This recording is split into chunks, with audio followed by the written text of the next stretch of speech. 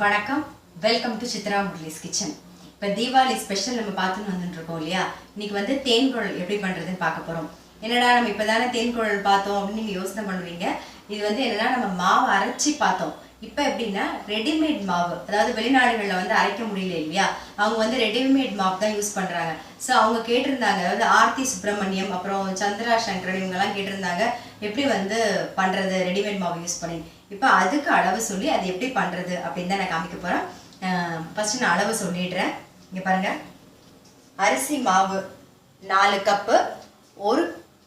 நான் டம்ளரில் அளவு சொல்கிறேன் பேசாமல். 1 டம்ளர் நான் சின்ன டம்ளராக எடுத்துகிட்டு இருக்கேன் பாருங்கள். இந்த 1 டம்ளரில் வந்து 4 டம்ளர் அரிசி மாவு எடுத்துகிட்டு இருக்கேன். அப்புறம் 1 டம்ளர் வந்து உளுந்த மாவு எடுத்துகிட்டு இருக்கேன். இங்கே பாருங்கள், இதான் உளுந்த மாவு. இதுவும் ரெடிமேடாக கடையிலே கிடைக்கிறது. இப்போ அதை வச்சு தான் நம்ம பண்ண போகிறோம். கடையில் வாங்கின மாவும் உளுந்த மாவும் அரிசி மாவும் தான் இப்போ நான் பண்ணி காமிக்க போகிறது. 4 டம்ளர் அரிசி மாவு, பச்சரிசி மாவு, அப்புறம் 1 டம்ளர் வந்து உளுந்த மாவு. இப்போ இதை நான் மிக்ஸ் பண்ணிக்கிறேன். அப்புறம் இதுக்கு கொஞ்சம் வெண்ணெய் வந்து உங்களுக்கு எப்படி தேவையோ பார்த்து போட்டுக்கோங்க. நிறைய போட வேண்டாம், பிசைஞ்சு பார்த்துன்னு போட்டுக்கலாம். நான் ஃபஸ்ட்டு கொஞ்சமாக வெண்ணெய் சேர்த்துக்கிறேன். அப்புறம் ஜீரகம். ஃபஸ்ட்டு இதை நல்லா மிக்ஸ் பண்ணி, இந்த வெண்ணெய் வந்து எல்லா மாவுலையும் கோட் ஆகணும் இல்லையா, அதனால முதல்ல நல்லா மிக்ஸ் பண்ணிக்கோங்க. இந்த மாதிரி நல்லா மிக்ஸ் பண்ணிக்கோங்க. அப்புறம் வந்து அளவு வந்து நீங்கள் எந்த டம்ளரில் எடுக்கிறீங்களோ அதுக்கு ஒன்று, அதாவது 4:1. இப்போ நீங்கள் பெருசாகவும் எடுத்துக்கலாம், சின்ன டம்ளராகவும் எடுத்துக்கலாம். அதில் 4 அரிசி மாவு எடுத்திங்கன்னா 1 டம்ளர் வந்து உளுந்த மாவு, அவ்வளோதான் அதுக்கு அளவு. அதுக்கப்புறம் வந்து வெண்ணெயும் அளவு கிடையாது, ஜீரகமும் அளவு கிடையாது. ஜீரகம் வந்து நீங்கள் அதில் அங்கங்கே ஒன்று தெரிஞ்சால் போதும். ஸோ கொஞ்சமாக போட்டுட்டாலே போதும். இப்போ இன்னும் கொஞ்சம் நான் வெண்ணெய் சேர்த்துக்கிறேன்.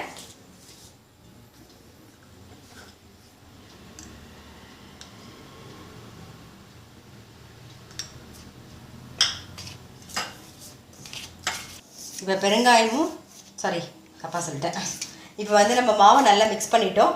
பெருங்காயமும் உப்பும் வந்து கரைச்சி வச்சுட்டுருக்கேன். இப்போ அதை மிக்ஸ் பண்ணுறேன். கொஞ்சம் கொஞ்சம் பார்த்துன்னு விட்டுக்கோங்க, டேஸ்ட் பார்த்துன்னு கூட போட்டுக்கலாம் நீங்கள். இதையும் நல்லா மிக்ஸ் பண்ணிக்கோங்க. இப்போ பாருங்கள், நல்லா மிக்ஸ் பண்ணி வச்சுட்டோம். இந்த ஸ்டேஜில் நீங்கள் வந்து டேஸ்ட் பார்த்தீங்கன்னு வச்சுக்கோங்க, கொஞ்சம் வாயில் போட்டு பார்த்தீங்கன்னா தெரியும் உப்பு போதுமா இல்லை இன்னும் கொஞ்சம் வேணும்னா இன்னும் கொஞ்சம் அந்த பெருங்காயம் உப்பும் கரைச்சி வச்சுருக்கோங்க இல்லையா, அந்த தண்ணியை விட்டு நல்லா மிக்ஸ் பண்ணிக்கோங்க. இப்போ பாருங்கள், எவ்வளோ நல்லா சேர்ந்தாப்புல மிக்ஸ் ஆகிடுது எல்லாமே. இதில் வந்து மொத்தமாக போட்டு பிசையாதீங்க, கொஞ்சம் எடுத்து வச்சிடலாம் நாம், இல்லைன்னா செவந்து போயிடும். கொஞ்சம் கொஞ்சமாக பிசைஞ்சிக்கலாம். ஒரு பாதி மாவு நான் எடுத்து வச்சிடுறேன்.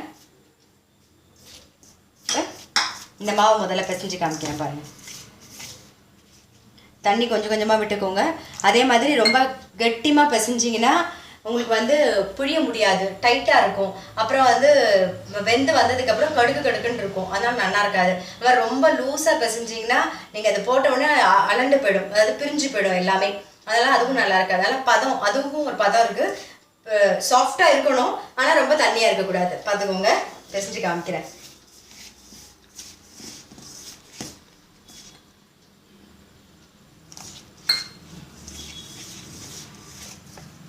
பாருங்கள், சாஃப்டாக இருக்குது பாருங்கள், இந்த மாதிரி இருக்கணும்.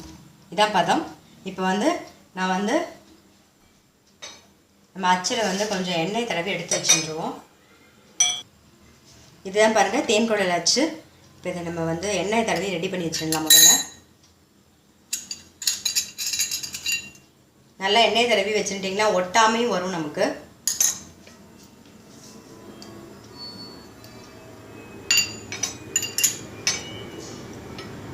இந்த சூடாக எண்ணெய் பாருங்கள், எண்ணெய் வந்து காய வச்சு ரெடியாக வச்சுன்னு இருக்கேன். பாருங்கள், எண்ணெய் காஞ்சின்னு இருக்கு.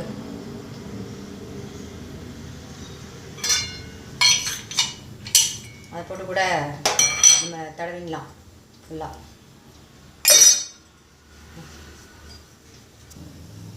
ஃபஸ்ட்டு சின்னதாக ஒரு பிள்ளையாரை பிடிச்சி வச்சுருவோம். நாம் எந்த ஒரு பட்சணம் பண்ணாலும் நீங்கள் வந்து ஃபஸ்ட்டு பிள்ளையாரை பிடிச்சி வச்சுட்டு அதுக்கப்புறமா ஆரம்பிங்க.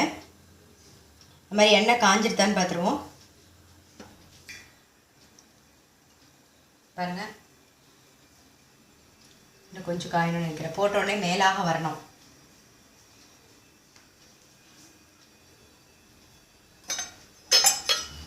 நிக்கல் புழிய சொல்லவா? இதை கொஞ்சம் புழிஞ்சு காமிச்சிரு நிக்கல். என்னால் புழிய முடியாதனால என் பையனை புழிய சொல்கிறேன். சின்னதாகவே புழிடா கண்ணா. பாருங்க, இந்த பாருங்க, போட்டோடனே மேலே வந்துடுது. இப்போ எண்ணெய் காஞ்சிடுது. அப்படியே மெதுவாக போட்டுக்கணும்.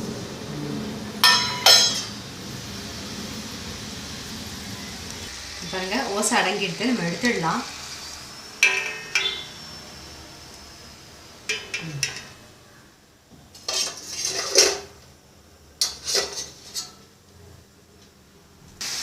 இப்படி 4-5 போட்டு புழிஞ்சிக்கோங்க. ஆக்சுவலாக பார்த்தீங்கன்னா ஷேப் இன்னும் அழகாக வரணும். என் பையனுக்கு இவ்வளோ தான் புழிய வந்தது, அதனால தான். பாதி மாவு பிசைஞ்சு நம்ம பண்ணோம் இல்லையா, மிச்சம் பாதி மாவு வச்சுருக்கோம் இல்லையா, அதில் வந்து நீங்கள் வந்து தேங்காய் பால் பவுடர்னு கடைகளில் கிடைக்கிறது. டெசிகேட்டட் கோகோனட் கிடையாது, தேங்காய் பால் பவுடர்னே கடையில் கிடைக்கிறது. இதை பாருங்க, நான் இப்போ இதில் வந்து இப்போ கொஞ்சம் தானே மாவு, நான் ஒரு ஸ்பூன் மிக்ஸ் பண்ணிக்கிறேன் இதில். இது எதுக்குன்னா அந்த தேன்குழல் வந்து இந்த ஒரு ஸ்வீட்னஸோடு இருக்கும், நல்லா டேஸ்ட்டாக இருக்கும், வாசனையாகவும் இருக்கும், கொஞ்சம் வித்தியாசமாக இருக்கும்.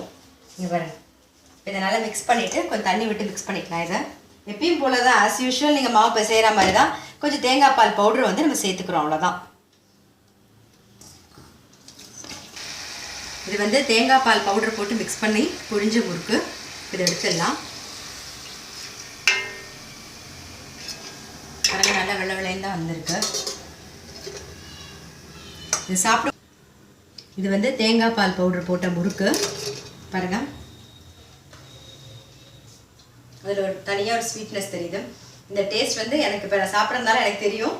செஞ்சு பாருங்கள், அது உங்களுக்கும் புரியும். பார்த்தீங்கன்னா ரெண்டுத்துக்குமே வந்து பெரிய வித்தியாசம் இருக்காது. கலர்லலாம் சாப்பிட்டா மட்டும்தான் டேஸ்ட்டில் வந்து வித்தியாசம் தெரியும்.